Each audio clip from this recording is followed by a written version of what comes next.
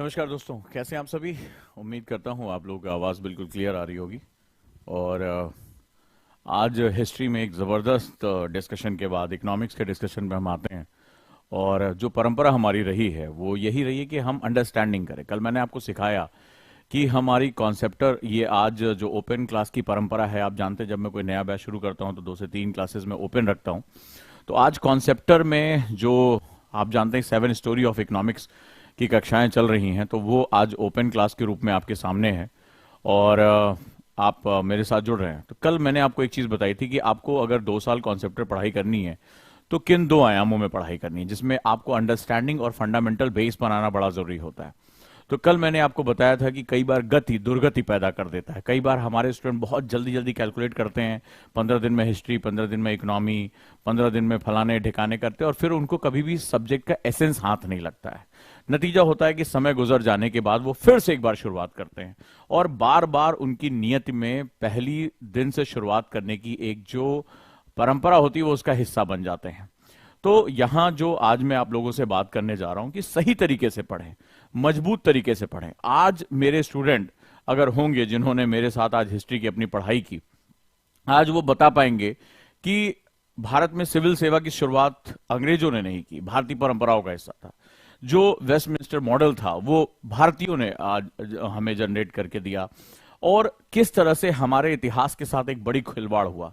आज मेरा student beginner student है, वो आज मेरे साथ हिस्ट्री में जुड़ा हुआ है, आज डिस्कशन कर रहा है, और आज वो मुझे बता सकता है कि भारतीय मूल तत्वों में अहिंसा कहां से आई है, क्या उसका तात्पर्य है, और अहिंसा की व्यापकता क्या है। अशोक के धम्म में क्या खूबसूरत बातें थी, और अशोक का धम्म जो था वो रिलीजियस नहीं था, वो बेसिकली वे ऑफ लाइफ यानी कोड ऑफ कंडक्ट के साथ जुड़ा हुआ था। ये जो चीजें होती हैं ये आपको बहुत विस्तार देती हैं, ये आपको बहुत दूर तक लेकर जाती हैं, ये एक सोच पैदा करती हैं। और आप कहीं पर भी पढ़ाई कर रहे हैं, मेरा आपसे एक छोटा सा निवेदन है, जो आप कहीं भी कर रहे हैं कोई काम, ये आपके लिए बहुत ही महत्वपूर्ण है कि जहां पर भी आप हों, जहां पर भी आप हों, आप सही तरीके से पढ़ें। पढ़ने के साथ साथ कारणों की जांच करें। कल मैंने आपको बताया था कि आपको रीजंस आइडेंटिफाई होने चाहिए कि आप किस रूप में पढ़ाई कर रहे हैं, किस तरह से आपके सेगमेंट जो है वो चल रहे हैं। जब आपका दिमाग, जैसे कई बच्चों ने कहा कि सर मजा आ गया, जब मुझे लास्ट में ये मिलता है मजा आ गया, मतलब रोमांचित हो गए, सर क्लास छोड़ने का मन नहीं कर रहा है। तो जहां पे जब टीचर आधे घंटे 45 मिनट से ऊपर पढ़ाता है बच्चा उबने लगता है, और जब टीचर पढ़ा रहा और स्टूडेंट कहे कि सर क्लास डबल कर दीजिए और पढ़ाइए, मजा आ रहा है, तब वहां पर ये लगता है कि टीचर और स्टूडेंट के बीच का जो कम्युनिकेशन है, जो रिलेशनशिप है, वो बहुत ही स्ट्रांगली बिल्डअप हो गया है। और टीचर स्टूडेंट से ज्यादा स्टूडेंट का उसके सब्जेक्ट के साथ जो है रिलेशनशिप बिल्डअप हो गया है। और जिस दिन स्टूडेंट का उसकी बुक्स, उसके सब्जेक्ट के साथ रिलेशनशिप बिल्डअप हो जाता है, वो अपने सब्जेक्ट में इन्वॉल्व होने लगता है, उसको मजा आने लगता है, आप यकीन मानिए सक्सेस की शुरुआत वहीं से हो जाती है। उसी दिन सक्सेस की शुरुआत हो जाती है, और यही हमारा सबसे इंपॉर्टेंट फंडामेंटल कॉन्सेप्ट होता है। तो आज उसी परंपरा को आगे बढ़ाते हैं, और इकोनॉमिक्स में जो हमारा सेगमेंट है, इकोनॉमी में, जैसे किसी बच्चे ने कहा ये इकोनॉमी होगी, इकोनॉमिक्स नहीं होगा, तो मैं आज प्रूव करूंगा कि दोनों हो सकता है, लेकिन कहां कहां होगा ये हम चीज देखे चले जाएंगे। तो चलिए अब हम शुरू करते हैं और अब इसके बारे में बात करते हैं कि आज बेसिकली हम जो एक शुरुआत की, इकोनॉमियोस क्या होता है, स्टोरीज क्यों, स्टोरीज कहां की, वो कौन सी चीजें थी जिन्होंने भारत को आज यहां तक पहुंचाया है, और भारत आगे कहां तक जाएगा, कैसे हमेशा हमने संकटों में एक अपॉर्चुनिटीज ढूंढी है, और राष्ट्र निर्माण की भावना में हम जुड़े रहे। तो तैयार हैं आप आज के लिए? शुरुआत करते हैं हम लोग, राइट?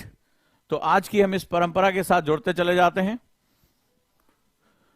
और आप जानते हैं कि ढेर सारे जो है वो डेमो क्लासेस भी अब हमारी शुरू हो गई हैं, और ऑप्शनल की। तो आप अगर ऑप्शनल के साथ जुड़ना चाहते हैं तो आप ऑप्शनल के साथ भी जुड़ सकते हैं, सारे ऑप्शनल अवेलेबल हैं। और कल भी डेमो क्लास है, हिस्ट्री की डेमो क्लास कल आपको मिलेगी। कल यहां पर इस समय मैं नहीं होऊंगा, हिस्ट्री के टीचर होंगे, उनके साथ आपको सोचने समझने का वक्त मिलेगा। एंथ्रोपोलॉजी की डेमो क्लास होगी लगातार, हिंदी की डेमो क्लास हो रही है, और सारी क्लासेस जो हैं वो टाइमली स्टार्ट हो रही हैं। 12 तारीख से क्लासेस शुरू होकर लगातार जो है वो आगे चलती चले जाएंगे। तो ऑप्शनल के साथ भी हम शुरू करते हैं। एक और महत्वपूर्ण आपको जानकारी दे देता हूं, और वो है आंतरिक सुरक्षा, इंटरनल सिक्योरिटी। जब हम राष्ट्र निर्माण की बात कर रहे हैं, जब मैं नेशनल बिल्डिंग प्रोसेस की बात कर रहा हूं तो राष्ट्रीय सुरक्षा और आंतरिक सुरक्षा, ये दो, यानी इंटरनल सिक्योरिटी और एक्सटर्नल सिक्योरिटी ऐसे, या नेशनल सिक्योरिटी, ऐसे सब्जेक्ट होते हैं जिसके साथ कोई भी राष्ट्र समझौता नहीं कर सकता। चाहे वो वामपंथी हो, चाहे वो दक्षिणपंथी हो, चाहे वो कैपिटलिस्ट हो, सोशलिस्ट हो, किसी भी रूप की इकोनॉमी हो, कभी भी आंतरिक सुरक्षा के साथ खिलवाड़ नहीं हो सकता। और आंतरिक सुरक्षा की क्लासेस शुरू हो रही हैं 12 तारीख से, और जो हमारे ओल्ड राजेंद्र नगर सेंटर पे जाकर निशुल्क टीचर के साथ बैठकर बात करना चाहते हैं, वहां क्लास करना चाहते हैं, वो वहां पहुंचकर दिए गए नंबर पे आप कॉल कर सकते हैं, वहां जा सकते हैं और निशुल्क कक्षाओं का जो है वो आप आनंद ले सकते हैं।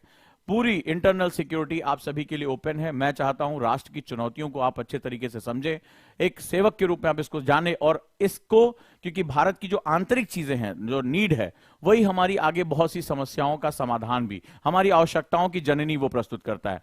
तो आप ओल्ड राजेंद्र नगर सेंटर पे पहुंच के आप वहां पर ये क्लासेस कर सकते हैं, सभी के लिए निःशुल्क है कक्षा कार्यक्रम। आप वहां पहुंचे, वहां जाएं, वहां पे शिक्षक से मिलें, टीचर से मिलें, और फिर से एक इंटरेक्टिविटी को क्रिएट करें। चलिए हम लोग आगे चलते हैं और आज की क्लासेस को प्रारंभ करते हैं। राइट दोस्तों, और एक और महत्वपूर्ण सेगमेंट है, आप लोगों ने जो प्यार दिया ओजांग टून्स चैनल को, कल काफी लोगों ने इसको जो है सब्सक्राइब किया, वीडियोस के साथ जुड़े, और आज एक बहुत ही इमोशनल स्टोरी की, मतलब हम गुस्से में किसी को कुछ ऊटपटांग बोल देते हैं और हम रिश्तों को जो है महत्व नहीं देते हैं, तो उसके बारे में भी आज मैंने एक स्टोरी अभी अभी डाली है। तो आप लोग ओजांग टून्स चैनल पर जाएं, उसको सब्सक्राइब करें और अपने कमेंट जरूर करें कि और क्या चीज, जैसे कल बच्चों ने बताया कि भगवत गीता की सीरीज शुरू हो सकती है, हमारे पास तैयार है, हम भगवत गीता की जो शिक्षाएं हैं वो लेकर आए। मैंने आपको एक आर्टिकल लिखा था कि आज चाइना का एनिमेशन, वेस्टर्न एनिमेशन आज हमारी जिंदगी का हिस्सा बन चुका है। हमें सिंड्रेला के बारे में पता है, हमें पोकेमॉन के बारे में पता है, लेकिन हमारे अपने हीरोज कहां हैं? हमारे पुराणों की कहानियां, पंचतंत्र की कहानियां, जातक कहानियां, भारतीय परंपराओं की जो रिचनेस है वो पूरी तरह से मिसिंग है। तो उन कहानियों को मैं अपने ओजांग टून्स चैनल पे लेकर आ रहा हूं, कहानियों कहने के तरीके से। और मैं चाहूंगा कि हमारी जो बिल्कुल यंग जनरेशन है, हमारे बच्चे जो हैं, वो इससे परिचित हों। आज की डेट में उन्हें वेस्टर्न जो हरक्यूलिस के बारे में पता है, हीमैन के बारे में पता है, सुपरमैन, थॉर, इन सब को वो जानते हैं, लेकिन आज पूरे नैरेटिव से हमारे अपने जो महाराणा प्रताप के बारे में, शिवाजी के बारे में, हमारे महान वीरों के बारे में, स्वतंत्रता सेनानियों के बारे में पूरी तरह से पर्सपेक्टिव मिसिंग है। तो मैं चाहूंगा कि एक शुरुआत मैंने की है ओजांग टून्स के माध्यम से, एक भागीदारी आप भी करें, क्योंकि ये एक रचनात्मक पक्ष है। यहां कोई जजमेंटल नहीं, अरे देखो ये कोर्स बेच रहे हैं, कोई ऐसे बोल देते ना, ये अपनी चीज के बारे में बता रहे हैं। यहां कुछ नहीं, यहां मैं अपने राष्ट्र के बारे में बात कर रहा हूं। एक शिक्षक का अपने राष्ट्र के प्रति एक छोटा सा प्रयास है, छोटा सा प्रयास है उन कहानियों के माध्यम से, प्रेरणादायक कहानियों के माध्यम से, जो हमारे जीवन में परिवर्तन लेकर आ सकती है। कहानी है छोटी छोटी जो हमारे जीवन को एक मैसेज देती हैं। ये सभी आयु वर्ग को जोड़ता है, लेकिन आपको नहीं जो है वो पता होगा कि ये छोटे छोटे प्रयास, हमें कोई किसी आंदोलन में नहीं उतरना, हमें छोटे छोटे प्रयास करने और हमारा राष्ट्र एक सुचिता, एक नए लेवल पे पहुंच जाएगा। तो आपका प्यार और सहयोग मिलता रहेगा तो ये सफर जो है वो आगे जारी रहेगा। तो चलिए आज हम कॉन्सेप्टर बैच के साथ आज इस ओपन क्लास की हम तीसरी श्रृंखला में प्रवेश करते हैं, जहां पर मैंने आपको बताया कि राष्ट्र की जरूरतें क्या हैं, परेशानियां क्या हैं। वहां इसके बाद मैंने बताया कि एक्चुअली आपको पढ़ना कैसे और टाइम टेबल कैसे बनाना है। और आज मैं आपसे बेसिक फंडामेंटल बात करूंगा कि सोसाइटी, पॉलिटिक्स और इकोनॉमी अलग अलग कभी नहीं हो सकते। ये एक दूसरे की अनोन्य आवश्यकता, यानी एक दूसरे की इंटरडिपेंडेंसी को हमेशा शो करते हैं। इसीलिए इन सब्जेक्ट की कॉम्प्लेक्सिटी बहुत बढ़ जाती है, इनकी जो सेगमेंट्स हैं वो बहुत ज्यादा बढ़ जाते हैं। सो इस तरह से अगर हम ध्यान से देखेंगे तो हमारे लिए बहुत सी चीजें जो है जुड़ जाएंगी, और कॉन्सेप्टर बैच में आप जुड़ सकते हैं। तो चलिए आज की क्लास को हम लोग आगे बढ़ाते हैं, और इसी तरह से अपना प्यार बनाए रखिए। थैंक यू, जैसे करण ने लिखा है कि मैंने ये चैनल सब्सक्राइब कर दिया है, आपका बहुत बहुत धन्यवाद ओजांग टून्स के चैनल को। और ये बेसिकली एक योगदान है, अपने घरों में भी बोलिए। और जैसे आज की डेट में आपके भी आसपास बच्चे होंगे, मैंने देखा है वो वेस्टर्न वो उनके कैरेक्टर से वो उन्हें पसंद है, वो जानते हैं, लेकिन हमारे अपने सेगमेंट्स के बारे में जानकारियां नहीं है। तो मैं इसके माध्यम से अपना रचनात्मक, अपना क्रिएटिव पक्ष रख पाऊंगा। जो भारतीय संस्कृति, भारतीय हीरो, जो अनसंग हीरो जिनके बारे में हम सुनते भी नहीं है, बहुत से लोग हैं। मैंने किसी से पूछा जातक कथाओं के बारे में, बोले ये क्या होती हैं? पंचतंत्र की कथाएं पता है, लेकिन जातक कथाओं के बारे में नहीं पता। तो वो मैसेजेस हम नहीं दे पाते हैं लोगों को। हमारे अपने ही सेगमेंट छूटे हुए हैं, और जब किसी राष्ट्र में हम अपने राष्ट्र की धरोहर के बारे में नहीं जान पाएंगे, अपनी लीजेसी के बारे में नहीं जान पाएंगे, तो हम आगे कुछ नहीं कर पाएंगे। तो एक प्रयास है छोटा सा, आप लोगों का अगर प्यार मिलता रहेगा तो डेफिनेटली हम ग्रो करेंगे। और चलते हैं आगे। तो अब जैसा कि हमारी 7 स्टोरी शुरू हो रही है, स्टोरीज, कहानियां, ये जो पूरी क्लास होगी ना वो उसी कहानियों के रूप में चलेगी। तो इसको किसी सिलेबस पे जज मत करना। मैंने आपको बताया था कि this is the concept of first year segment है, तो फर्स्ट ईयर में हम क्या करेंगे, मैंने आपसे कहा था बिल्कुल माइंडसेट क्लियर करके रखो। माइंडसेट बहुत इंपॉर्टेंट होता है, और वो माइंडसेट है कि हमें अपनी अंडरस्टैंडिंग बढ़ानी है। Understanding how economic develop. और इकोनॉमी, जैसे कि हम ज्योग्राफी सब्जेक्ट कहते हैं, हिस्ट्री सब्जेक्ट कहते हैं, पॉलिटी सब्जेक्ट कहते हैं, इकोनॉमी एक्चुअली में सब्जेक्ट नहीं होता है। इकोनॉमी बेसिकली एक रक्त प्रवाह होता है, मतलब एक तरह से ब्लड सर्कुलेशन होता है। तो ब्लड सर्कुलेशन काम होता है मस्तिष्क से लेकर पैरों तक, ये लगातार सभी अंगों को ऑक्सीजन सप्लाई करने का काम करती है, और लगातार ये पंप होती रहती है। तो अगर हाथ कहे कि ये ब्लड मेरा है तो मुझे सब चाहिए, तो नसें फट जाएंगी, पैर सुन्न पड़ जाएंगे। पैर कहे नहीं ब्लड मेरा है, मैं तो पूरे शरीर का भार उठाता हूं। दिमाग कहे मैं तो सीपीयू हूं, मैं लेकर इसको चलता हूं, तो मुझे सारा का सारा ब्लड सप्लाई चाहिए, तो पूरा बॉडी पैरालिसिस हो जाएगी। तो क्या संभव है कि आप ब्लड के ऊपर आपके शरीर के जो डिफरेंट अंग है, पेट कहे नहीं मुझे चाहिए, हाथ कहे मुझे चाहिए, पैर कहे मुझे चाहिए ब्लड सारा का सारा, ठीक है, मुंह कहे मैं दिन भर बोलता हूं मुझे चाहिए, दिमाग कहे नहीं मुझे चाहिए, तो क्या होगा, बॉडी खराब हो जाएगी, ठीक है, हम डेड हो जाएंगे, हम मर सकते हैं, या पैरालिसिस हो सकती है हमें। तो सेम ऐसा ही होता है, जहां सभी सब्जेक्ट अपने एक एक पार्ट्स को डिफाइन करते हैं, इकोनॉमी इन सभी पार्ट्स की ब्लड सप्लाई है। छोटा सा एग्जांपल लूं, हम आज पढ़ते हैं मिट्टियों के बारे में। मिट्टी बहुत सी है, चारों इस धरातल पे जो पूरा लिथोस्फीयर का ऊपरी क्रस्ट का पार्ट है मिट्टी है। लेकिन मिट्टी तब काम आती है जब उसमें हम एग्रीकल्चर कर रहे होते हैं। एग्रीकल्चर इसलिए कर रहे होते हैं क्योंकि उसमें हमारी इकोनॉमी और फूड सिक्योरिटी इन्वॉल्व होती है, मार्केट का एक पार्ट होती है, इसलिए मिट्टी हमारे लिए इंपॉर्टेंट हो गई। छोटा सा एक पार्ट लेते हैं, जमीन के नीचे लोहा पड़ा हुआ है, खनिज पड़े हुए, मिनरल्स हैं, किसी काम के नहीं अगर उसकी इकोनॉमिक वैल्यू ना हो। तो उसकी इकोनॉमिक वैल्यू है वो हमारे मेटल प्रोसेसिंग के लिए बहुत इंपॉर्टेंट होता है। तो उसकी इकोनॉमिक वैल्यू होने की वजह से हम ज्योग्राफी के उस हिस्से को पढ़ते हैं, स्टडी करते हैं, कहां मिनरल्स पाए जाएंगे, किस तरह की चट्टानों में लोहा पाया जाएगा, कहां तांबा होगा, कहां पर फलाना चीज होगी। इतिहास में जो भी बड़े बड़े युद्ध हुए सिर्फ राजा बनने के लिए नहीं हुए थे, वो युद्ध हुए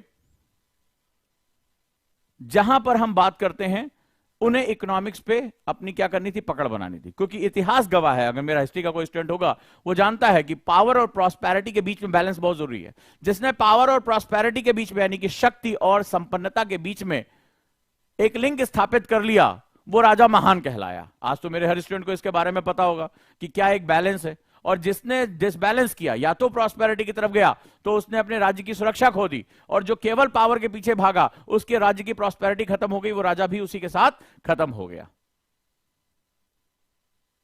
राइट, तो ये बहुत ही महत्वपूर्ण सेगमेंट है।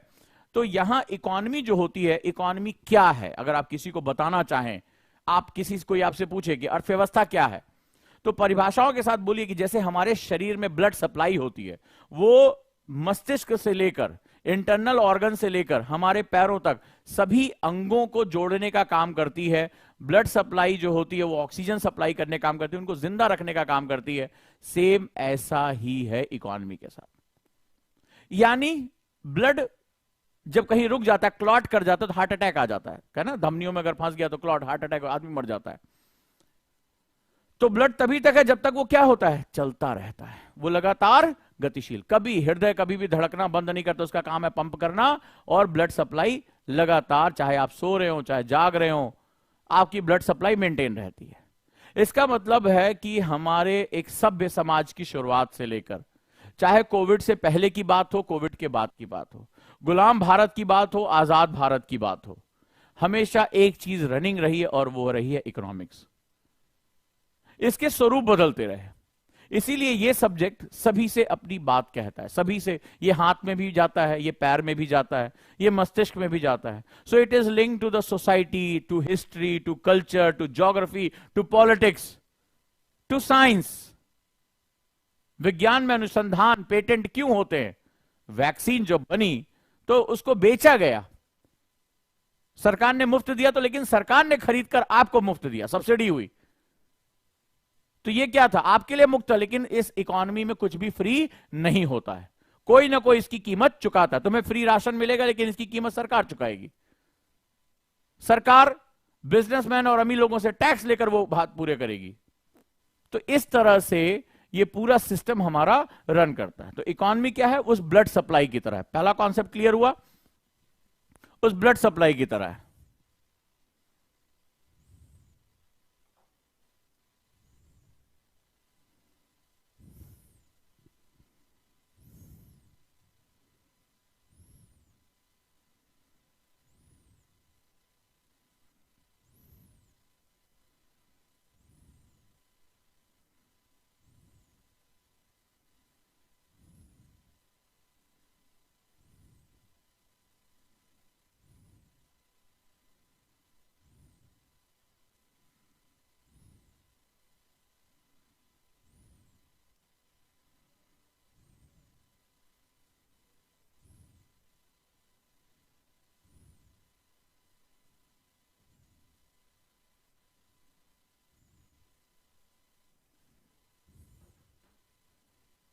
राइट चलिए, तो चलिए शुरू करते हैं स्टोरी ऑफ इकोनॉमिक्स।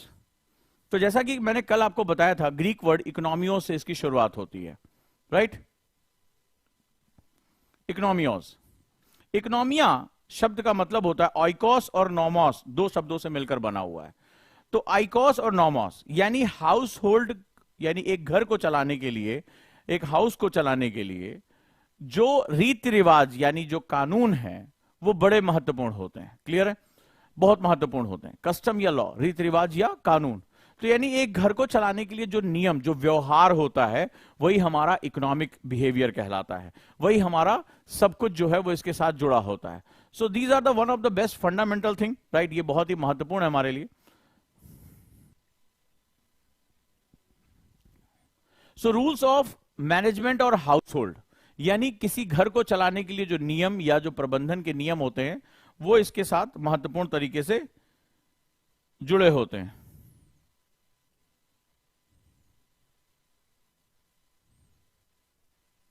राइट,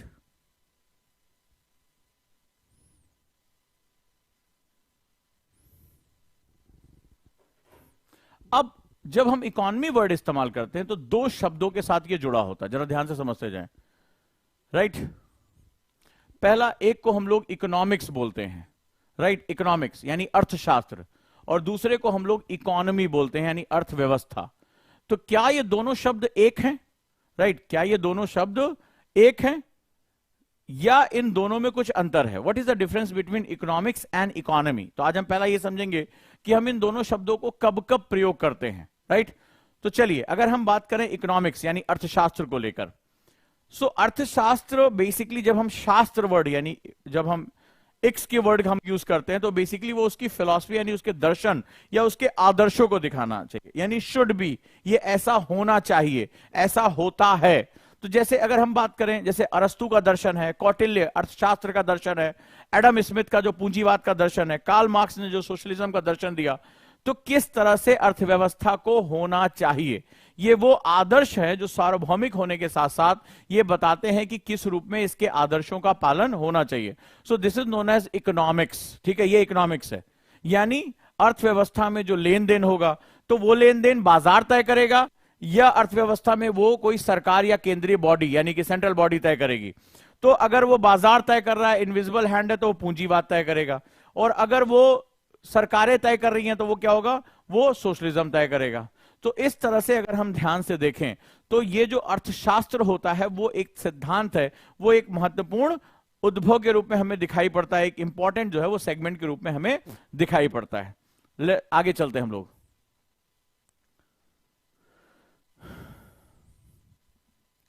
अगला क्वेश्चन है, इकोनॉमी किसे कहते हैं? इकोनॉमी बेसिकली प्रैक्टिकल यानी कि व्यवहारात्मक जिसे हम लोग कहते हैं वो ज्ञान है। ठीक है, इकोनॉमी अर्थव्यवस्था, व्यवस्था मतलब होता है सिस्टम, सिस्टम का मतलब होता है कि कोई चीज एक के बाद एक कैसे काम करेगी, इस चीज को समझने की कोशिश करो, एक के बाद ये चीज कैसे काम करेगी। राइट, सो मैकेनिज्म की अगर हम बात करें, सो इंपॉर्टेंट मैकेनिज्म जो व्यवस्था है वो बहुत ही महत्वपूर्ण है, व्यवस्था, राइट।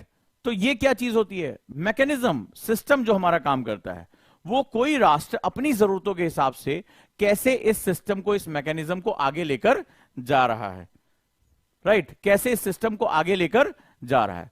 सो जैसे अमेरिकन इकोनॉमी हो गई, यानी कि अमेरिकन अर्थव्यवस्था, राइट, अमेरिकन अर्थव्यवस्था, जैसे भारत की अर्थव्यवस्था हो गई।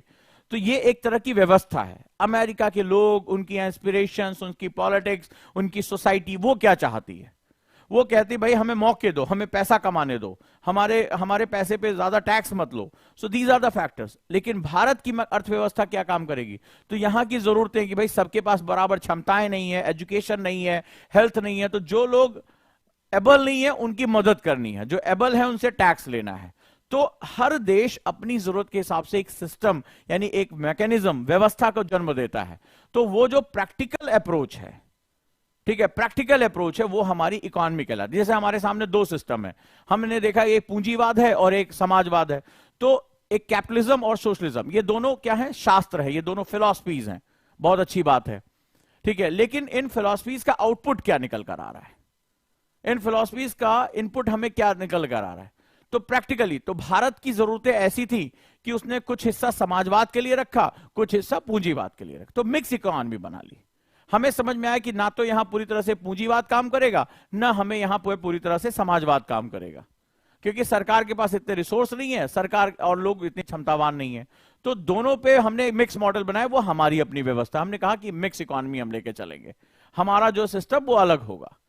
तो राष्ट्र अपनी जरूरतों के हिसाब से वो चीज करता है। चाइना, तो चाइना साम्यवादी था, कम्युनिस्ट कंट्री, ठीक है, शासन उसने अपना ओपन करके नहीं रखा। लेकिन जब उसको समझ में आया डेंग ने कि भाई व्यापार नहीं करेंगे तो हम अपनी इतनी बड़ी आबादी को खिला नहीं पाएंगे, हम जो है वो एग्रीकल्चर बेस्ड इकोनॉमी से हमें निकलना है। तो चाइना ने कहा कि हमारे पास इंपॉर्टेंट मिनरल्स हैं, सारी चीजें, तो इतनी बड़ी मानव संसाधन, अगर हम मानव संसाधन तैयार कर लें तो हम साम्यवाद में कंट्रोल करके रख पाएंगे लोगों को। लेकिन हम आर्थिक रूप से, यानी शासन की व्यवस्था में हम साम्यवादी हो गए, कम्युनिस्ट हो गए, लेकिन इकोनॉमी को ओपन कर देते हैं कि लोग ज्यादा से ज्यादा जो है इंडस्ट्रीज लगाएं, ज्यादा से ज्यादा अपना काम करें, रिसर्च करें, इनोवेशन करें। तो उसने एक नया सिस्टम डेवलप कर दिया, उसने राजनीतिक जो आवरण चढ़ाया वो साम्यवाद का, लेकिन बाजार का जो उसका मतलब जो उसका पूरा हिसाब था वो बाजार यानी मार्केट इकोनॉमी बेस बना दिया। आज वो दुनिया की फैक्ट्री कहलाता, दुनिया में सबसे ज्यादा प्रोडक्शन उसके पास है। तो जो जरूरत होती है देश की, वो उसको एक अलग डायमेंशन में लेकर। अब यहां दो चीजें हैं, क्या आप देश की जरूरत समझ पा रहे हैं? नंबर वन, ठीक है, तो क्या आप देश की जरूरत समझ पा रहे हैं? क्या देश के लोग सरकार के द्वारा बनाई गई जरूरत के हिसाब से चल पा रहे हैं? जैसे फॉर एग्जांपल मैं लेता हूं, 1991 से पहले ज्यादातर जो सब्जेक्ट थे वो गवर्नमेंट पकड़ के बैठी थी, योजना आयोग पकड़ के बैठा था। भारत जो है वो आयात प्रतिस्थापित, मतलब इंपोर्ट हम ज्यादा कर रहे थे, हमारी अर्थव्यवस्था खराब हो गई। बाहर से किसी कंपनी को आने का, एफडीआई, निवेश, ये सब आने की अनुमति नहीं थी। 1991 में राव मनमोहन मॉडल में उसको देश को ओपन किया गया, एलपीजी लेकर आया गया, निजीकरण, ग्लोबलाइजेशन, इसको जो हमारे देश में लेकर आया गया। देश ने खुलना शुरू किया, विदेशी कंपनियों ने भारत में आना शुरू किया, धीरे धीरे निवेश बढ़ना शुरू हुआ। तो क्या हुआ? एक बदलाव के दौर से हम गुजरे। तो समय के साथ देश में इकोनॉमी क्या होती है, वो जरूरतें, समाज की जरूरतें बदलती रहती हैं। तो आज हम डिजिटल इकोनॉमी का पार्ट है, आज हमारे लिए जरूरतें अलग हैं, आज हमारी चीजें अलग हैं। तो ये बदलाव के अनुरूप हमें बदलना होगा। अगर नहीं बदलेंगे, आप अंदाजा लगा के देखिए कि अगर आज भी हमारे यहां उसी तरह लाइसेंस राज का वक्त रहा होता, तो आपको ये क्लास करनी, मुझे क्लास करनी, मुझे सरकार के जो है जाके घुटने जो है वो उनके सामने झुकाने पड़ते कि सर हमें पढ़ाने की परमिशन दे दीजिए। आपको मोबाइल में नहीं मिलता क्योंकि देश में आता ही नहीं, तो आप कैसे पढ़ाई कर पाते? इंटरनेट का कनेक्शन नहीं था। मान लीजिए इंटरनेट कनेक्शन लगवाने के लिए 3-3 महीना तुम्हें लाइन में लगना। कभी अपने पिताजी से पूछ के देखना कि एक टेलीफोन कनेक्शन के लिए, एक गैस कनेक्शन के लिए कितनी लंबी लंबी लाइनों में खड़ा होना पड़ता था। तो उस कंडीशन में क्या होता है कि ये सारी चीजें हमारी बदलाव के साथ। अब आप अंदाजा लगाइए, आज आपको एडमिशन लेना है, आपने पढ़ाई की, आपने पेमेंट, ऑनलाइन पेमेंट किया और आपका एडमिशन हो गया। अंदाजा लगाइए कि आपको एक विशेष बैंक की शाखा के बारे में जो आपके 50 किलोमीटर एरिया में नहीं है, उस बैंक में जाना पड़ता, कोई प्राइवेट बैंक अवेलेबल नहीं है, कोई निजी कंपनी काम नहीं कर सकती। आप जाते वहां पर पैसा जमा कराते खाते में, फिर वहां चालान कटवाते, चालान की फोटो भिजवाते या चिट्ठी करवाते, वहां से जो है रजिस्ट्री करवाते कि भैया उजांग सर तक ये पहुंचा देना। 5-6 दिन में वो डाकिये की कृपा से पहुंचती, नहीं पहुंचती। फिर उसके बाद जो है आपको हम कहते हैं हाँ हम आपको क्लास देंगे, फिर आप इंटरनेट आवेदन करते, 3 महीने बाद आपका जो है वो इधर उधर दाएं बाएं करके घूस घास खिला के तब कहीं जाके आपका कनेक्शन, पता चला इकोनॉमिक्स खत्म हो गई तब तक। तो क्या होता, देश की गति बर्बाद हो जाती है। तो देश को गतिवान बनाने के लिए आपको समय के साथ परिवर्तन करने पड़ते हैं। कई बार ये परिवर्तन हमें समझ में आते हैं और कई बार ये परिवर्तन समझ में नहीं आते हैं, और हम कई बार विरोध कर बैठते हैं, और इन्हीं विरोधों से बहुत बड़े संकट हमारे सामने कई बार खड़े हो जाते हैं। क्लियर? तो यह बेसिक इकोनॉमिक्स है। तो इकोनॉमिक्स जहां सिद्धांत है वहीं इकोनॉमी यानी अर्थव्यवस्था वो व्यवहारगत यानी प्रैक्टिकल नॉलेज है जिसके आधार पर देश आगे चलता रहता है। क्लियर? चलिए, so why economics in the form of stories. तो मैं अर्थव्यवस्था को कहानियों के रूप में क्यों पढ़ा रहा हूं? जैसा मैंने बताया था कि कहानियों की रिटेंशन बहुत ज्यादा होती है, कहानियों के मैसेज हम तक बहुत अच्छे तरीके पहुंचते। तो मैंने आपको बताया इकोनॉमिक्स 2 तरीके से पढ़ी और पढ़ाई जाती है। पहला जो कॉन्सेप्ट है वो हम लोग बोलते हैं आंकड़ों के माध्यम से। तो कई लोगों ने मुझसे कहा, कई बच्चे कॉमर्स से पढ़ाई कर, उन्होंने कहा कि सर पहले इकोनॉमिक्स नहीं समझ में आती थी, लगता था बोरिंग वाहियात सब्जेक्ट है, लेकिन जब से आपने पढ़ाना शुरू किया इकोनॉमिक्स के प्रति एक अलग ही लगाव होने लगा, क्योंकि मैंने इसमें से आंकड़ों को निकालकर बाहर कर दिया। ये फैक्ट नहीं है, ये कहानियां, और कहानियों के साथ हम हमेशा किसी ना किसी रूप में जुड़े रहते हैं। तो मैं जो यहां कहानियां कहूंगा, रहस्य, रोमांच, जैसे वेब सीरीज चलती है आज बहुत पॉपुलर है, वेब सीरीज आप देखते हैं, तो उसमें एक कहानी कहने का एक तरीका होता है। तो मैं भी इसी के साथ शुरू करता हूं। मैंने अगली बात जो पढ़ाई वो है economics is a complex science, यानी अर्थव्यवस्था, अर्थशास्त्र एक जटिल विज्ञान है। लिखो, अर्थशास्त्र एक जटिल विज्ञान है।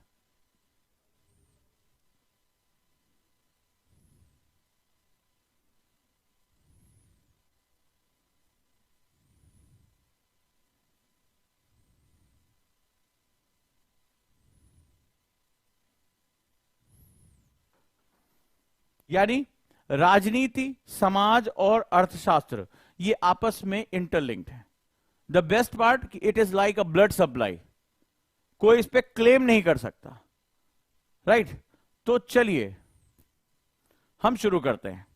आखिर ये पॉलिटिक्स, सोसाइटी और इकोनॉमिक्स, जिसको मैंने अभी एक वेन डायग्राम से समझाया, ये इंटरडिपेंडेंट क्यों है? बना लिया होगा इसको आप लोगों ने कि जो अर्थशास्त्र, जो राजनीति है, समाज है और इकोनॉमी है, वो आपस में इंटरलिंक्ड है, ये एक दूसरे के साथ अपना डोमेन शेयर करते हैं।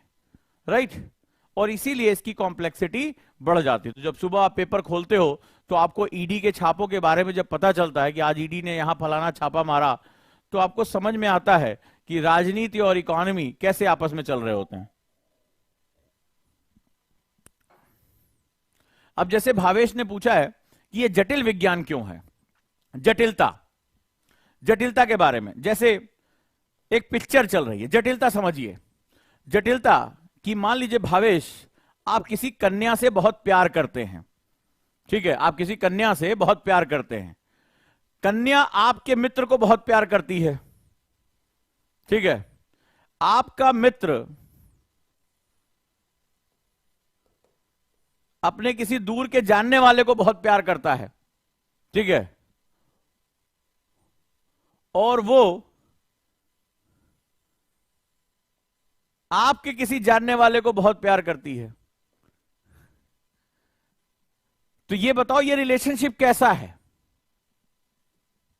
और जिसको ये प्यार करती है वो किसी से प्यार नहीं करता है, ठीक है, वो किसी से प्यार नहीं करता है।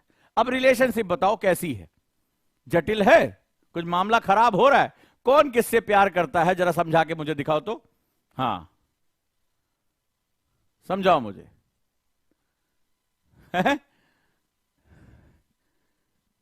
कौन किससे प्यार कर रहा है, समझाओ मुझे। ठीक है, तो सेम इकोनॉमिक्स होती है। अभी बताऊंगा कॉम्प्लेक्सिटी क्या है। इकोनॉमिक्स बिहेव लाइक दिस, कि यहां एक लाइन समझ लो, बहुत मूल तत्व बता रहा हूं। जहां पर दुनिया में, जैसे ये क्या है, व्हाइट कलर है, ये क्या है, डार्क, ये ब्लू कलर है, ठीक है, काला है, सफेद है, ये काला रंग है। तो हम यहां पर डिफरेंस बता सकते हैं, this is the black and this is the white. Economics is the only subject जहां चुनने के लिए अच्छा और बुरा नहीं होता। There is no choice between good और बैड। यहां पर जो ज्यादातर चुनाव होते हैं वो बैड और वर्स्ट के बीच में होते हैं, यानी बुरे और बहुत बुरे के बीच में, बुरे और बहुत बुरे के बीच में चुनाव होना पड़ता है। आपको जो है वहां चॉइस करनी पड़ती है, बैड और वर्स्ट। और जब चुनाव जब भी बैड और वर्स्ट के बीच में होता है, ब्लैक और ग्रे के बीच में होता है, बहुत दिक्कत आ जाती है। बहुत ही मुश्किल चुनाव होते हैं, बहुत कॉम्प्लेक्स चुनाव होते हैं। एग्जाम्पल लेके समझाता हूं, ठीक है? थोड़ी देर प्यार मोहब्बत के ड्रामे से अगर तुम निकल जाओ तो तुम्हें एक चीज और समझाता हूं, भावेश, अपनी भावनाओं को समझते हुए, ठीक है? एक छोटा सा तुम्हें एग्जाम्पल और देता हूं। बेटा एक बात बताओ, तुम देश के आज फाइनेंस मिनिस्टर तुम्हें हम बना देते हैं, ठीक है भावेश? तुम आज देश के फाइनेंस मिनिस्टर हो, तुम्हारे पास संसाधन सीमित हैं। मतलब ऐसा नहीं कि तुम जाके जो है अमेरिका पे आज डाका डालोगे और बुश का सारा सामान जो है, उसका जो है बाइडेन का सारा सामान लूट लाओगे। तुम्हारे पास संसाधन सीमित हैं। अब तुम्हारे सामने चुनौती है कि तुम्हें कश्मीर की रक्षा करनी है, भारत की सुरक्षा करनी है।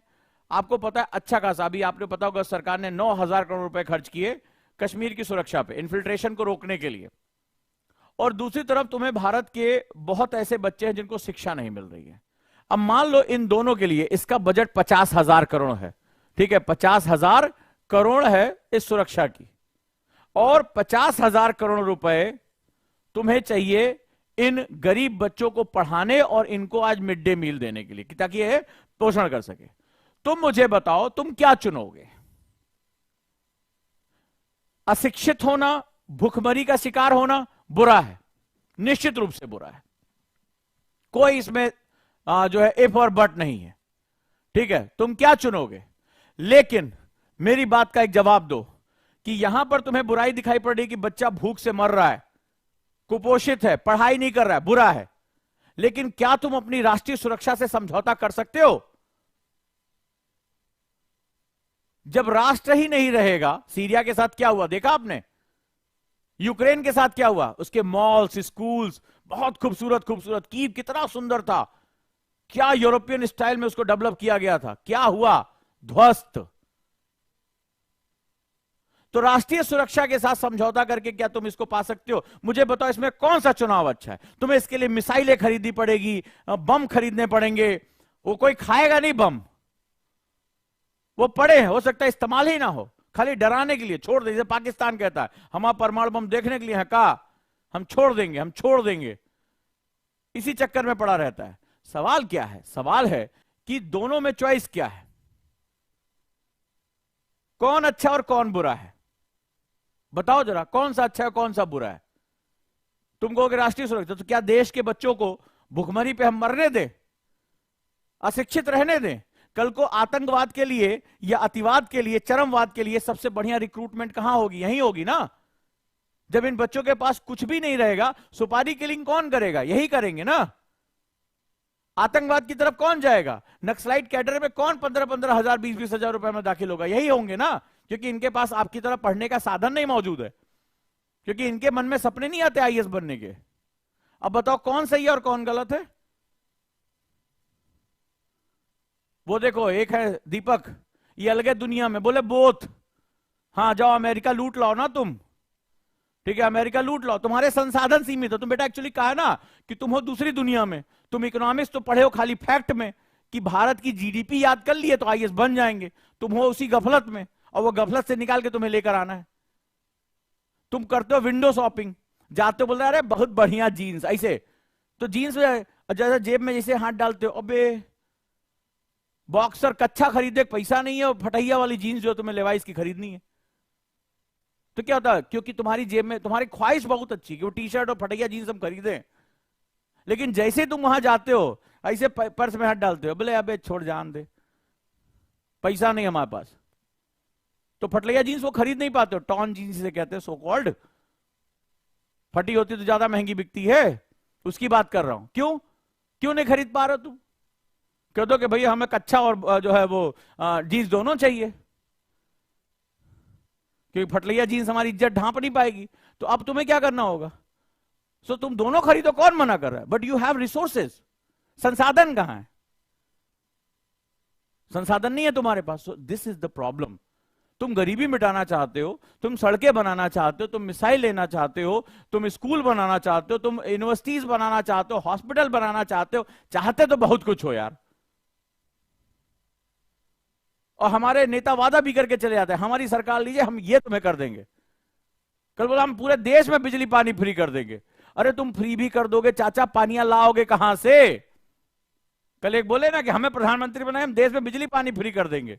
और सही बात है, फ्री कर देंगे वो। बाद में कहेंगे देखो जहां बिजली मिले वहां कटिया डाल देना, हम दे नहीं पाएंगे बिजली। वाटर, ग्राउंड वाटर डिप्लीट हो गया, नदियां सूख गई, बोले हमने कहा था हम फ्री कर देंगे, अब तुम्हें जहां मिले वहीं भर लो भाई। तुम बोला ऐसा तो नहीं कहे थे, तुम कहते यार फ्री देंगे, हमारे घर में पहुंचे। बोले घर वाली बात नहीं हुई थी, देख लीजिए स्टेटमेंट हमारा पढ़ लीजिए, हम बोले थे फ्री दे देंगे हम तुम्हें। तो जहां मौका मिले, जहां तुम्हें मिले वहां फ्री कर। बोले पानी है ही नहीं, खत्म हो गया। बोले खत्म हो गया तो कहां से हम फ्री दे, हम कहा जाने भाई। So this is the economics, this is why this is very complex. How will you take decision कि दोनों में सही क्या है? सो तुम्हें कई काम करने होंगे। तुमने कहा ना दोनों, तो प्रायोरिटी तय करनी पड़ेगी। जब हमारा वित्त मंत्री जब हमारे देते हैं ना जो उसमें कि इस बार रक्षा बजट बढ़ाएंगे, तो देश के लोग कहते हैं देश में अशिक्षा है, गरीबी है, भुखमरी है, फलाना है। क्या करें भाई, राष्ट्रीय सुरक्षा से जो हम समझौता कर लें, तो तीसरा भी काम करना पड़ता है, इसको बढ़ाना पड़ता है। तुम्हें फटलैया जीन्स खरीदनी है मान लो, तो तुम्हारी जेब में ज्यादा पैसा होना चाहिए। तो क्या करोगे, पिताजी से मांग के कब तक खरीदोगे कपड़ा? तो कुछ ट्यूशन पढ़ाओगे, कुछ काम करोगे, कुछ पैसा अर्निंग करोगे। फ्री टाइम पे जो पबजी खेलते हो उससे निकल कर कुछ हो सकता है काम करना शुरू करो, पार्ट टाइम जॉब करो, तो पैसा अर्न करोगे, तुम्हारे संसाधन बढ़ जाएंगे। संसाधन बढ़ जाएंगे तो विंडो शॉपिंग करके थोड़े निकलोगे, तुम जाके खरीद के लेकर आओगे। सिंपल सा फंडा है, सिंपल सा फंडा है। सो तुम्हें उसी समय रिसोर्स भी बढ़ाने होते हैं। Clear? That's why economics is very complex science. समझ में आया? नहीं तो पता ही नहीं चलेगा कि कौन किसकी मेहरारू, पता ही नहीं चलेगा वहां कौन किससे प्यार करता है, कौन किससे शादी करता है, कौन किसकी वाइफ है, यहां तुम्हें बिल्कुल पता ही नहीं चलने वाला। यही है इकोनॉमिक्स बेसिकली।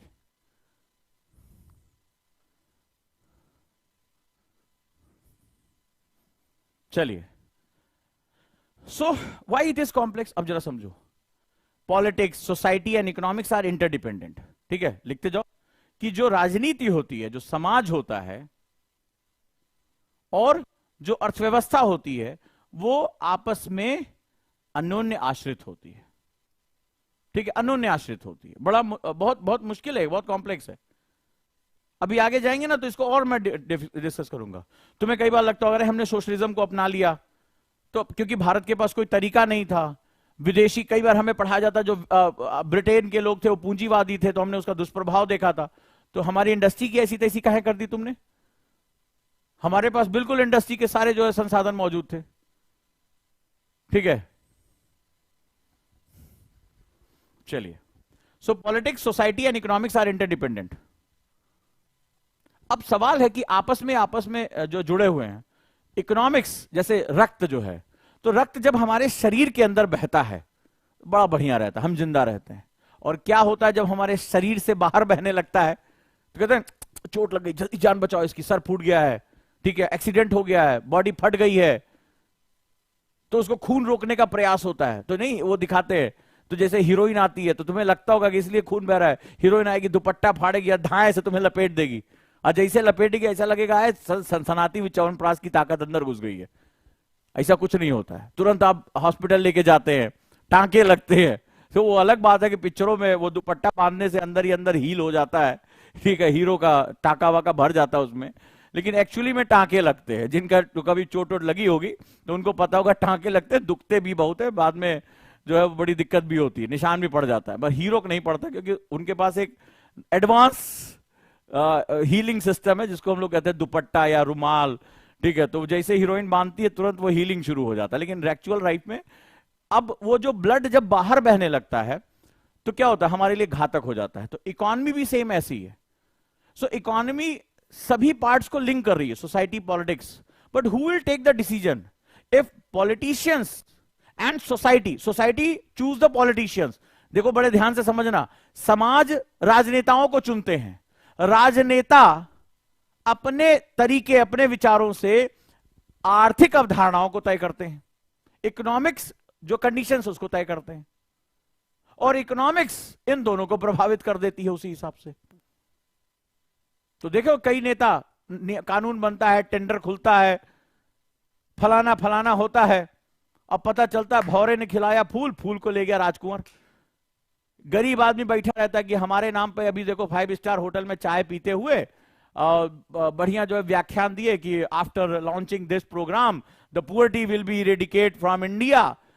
और वो गरीब आदमी सुना, हाँ कुछ अंग्रेजी में करे, हजार रुपए की चाय पिए, बढ़िया बिस्कुट खाए, बढ़िया बढ़िया अंग्रेजी में व्याख्यान दिए। अंग्रेजी पत्रकारों ने लिखा now the destiny of India will change after launching this program. सब कुछ हुआ, बड़ा अंग्रेजी में बात करते हुए लोग पहुंचे, और उसके बाद पता चला कि वो गरीब आदमी बैठा रहा कि कुछ बड़ी बात हुई है, महंगी महंगी चाय पिए, इसका हमें भी देंगे कुछ ना कुछ। अब फिर पता चला कि कुछ समय बाद वो बेचारी महिला जो प्रसव पीड़ा में परेशान थी वहीं मर गई। वो एम्बुलेंस ही कोई लेकर चला गया, उसका बेच दिया, दवाइया कोई बेच दिया, कोई मनरेगा का पैसा लेके निकल गया, कोई जननी सुरक्षा का पैसा लेके निकल गया, कोई एनआरएचएम के पैसे से विदेशी में खाता खोल लिया। तो था वो किसी और के लिए, हो गया किसी और का। फिर उसके बाद कई दिन बाद पता चलता है कि कुछ एक दो संस्थाएं हैं, सीबीआई, ईडी, जो उनकी सामाजिक प्रतिष्ठा में चार चांद लगाने के लिए आती। बोले भाई साहब, जब आप अखबार खोलते हैं किसी दिन चाय पीते हुए, भारत का मध्य वर्ग खास तौर पे, तो मध्य वर्ग जो है वो बड़ा खास वर्ग होता है, इस पे बात करेगा, मजा आएगा कहानियों में। इसको मत समझना कि कोई बहुत तुम्हें कॉम्प्लेक्स डाटा लिखाऊंगा, लेकिन मजे मजे में बहुत बात हो जाएगी। तो वो बेचारा ऐसे चुस्की लेते हुए चाय की बढ़िया से जो है वो जैसे अखबार खोलता है, अबे भैया, ऐसे मुंह करता है, अबे भैया इतने नोट। तो उसमें लिखा होता है ईडी। तुमने कई बार देखा होगा ना, फलाने मंत्री के यहां से निकला, ढिकाने अधिकारी के यहां से निकला। तो उसको ये नहीं निकला कौन पकड़ा गया, उनको तो सब, उसको मध्य वर्ग की बड़ी खास बात होती है, ये बड़ा खास वर्ग होता है, मिडिल क्लास। इसका पैर गरीबी की तरफ और सर अमीरी की तरफ होता है। ये बड़ा अजीबोगरीब प्राणी है, बफर प्राणी है ये। आगे हम इसके बारे में बात करेंगे। तो ये अलग तरीके से देखता। गरीब आदमी सोचता कि वो जो प्रोग्राम लॉन्च किए थे 5 स्टार में और बतियाए थे अंग्रेजी में ढेर सारा, कि गरीबी हम खत्म कर देंगे, वो आ काहे नहीं रहा है। और नेताजी आए थे झमझमाते हुए हमारे गांव में 15-20 ठो गाड़ी लेके, और एकदम झक जो है वो कुर्ता लिनेन का पहने हुए थे, और बोले थे अब की बार हमें चुनिए और हम जो है सबको साफ कर देंगे, मतलब गरीबी साफ कर देंगे। कहा हुआ, नेताजी लग रहा है कि रहिया भूल गए, क्या हमारे गांव की सड़क खराब है इसलिए लगता है रास्ते में पहुंच नहीं पाए।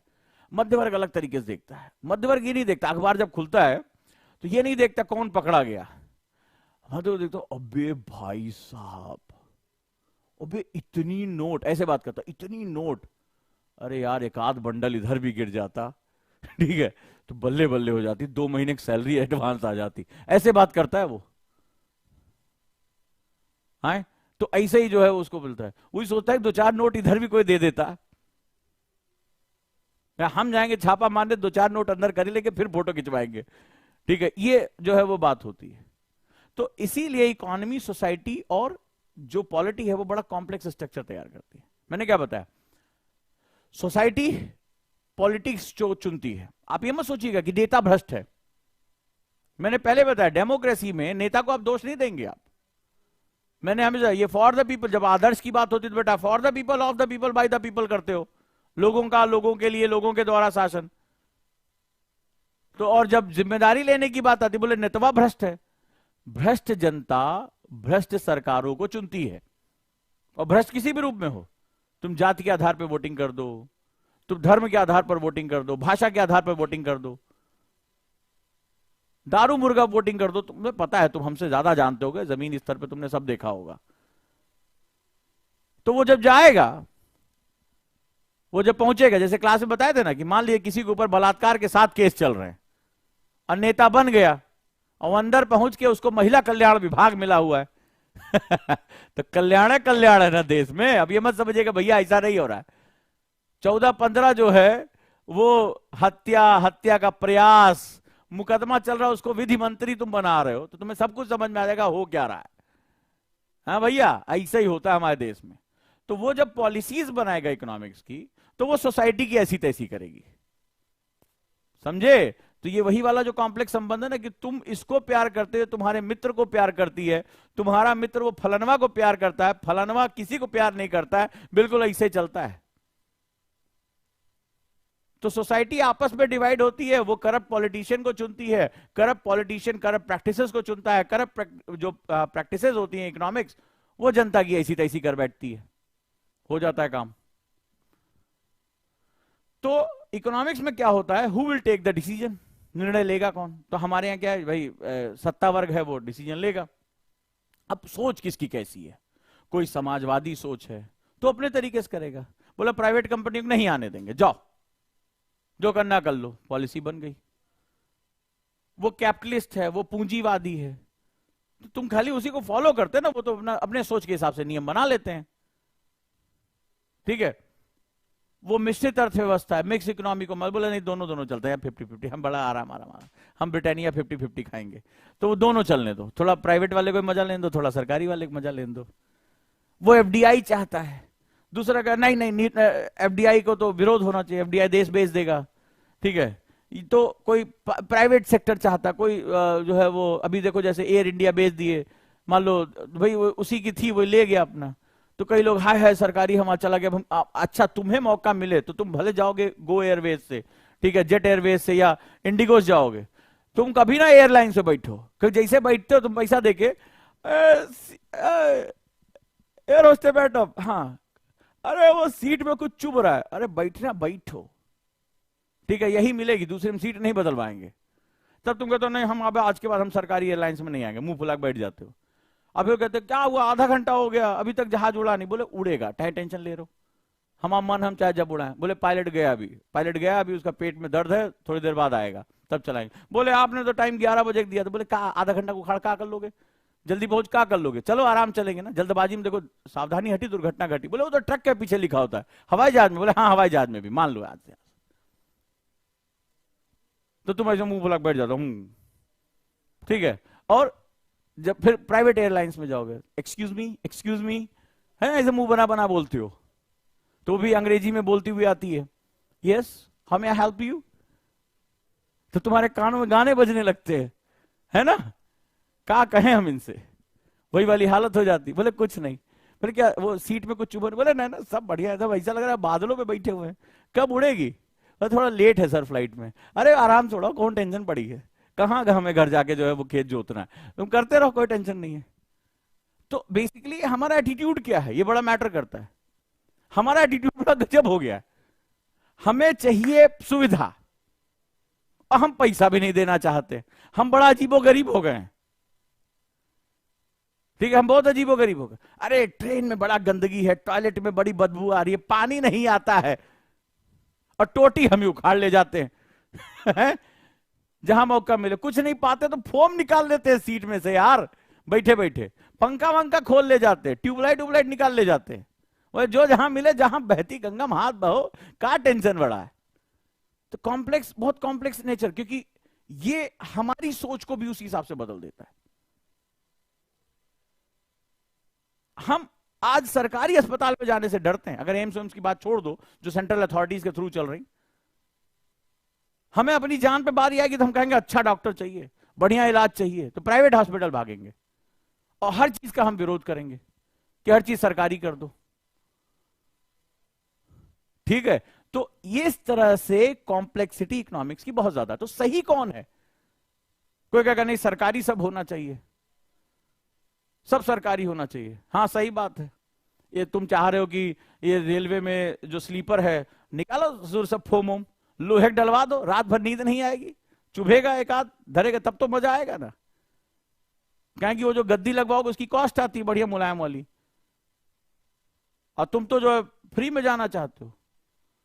तो बड़ा कॉम्प्लेक्स सा नेचर हो जाता है इकोनॉमी का, कि इकोनॉमी जाना क्या कहां चाहती है, वो डेवलप कैसे होना चाहती है, ये बहुत ही इंपॉर्टेंट कॉन्सेप्ट के रूप में हमारे सामने आ जाता है, समझे।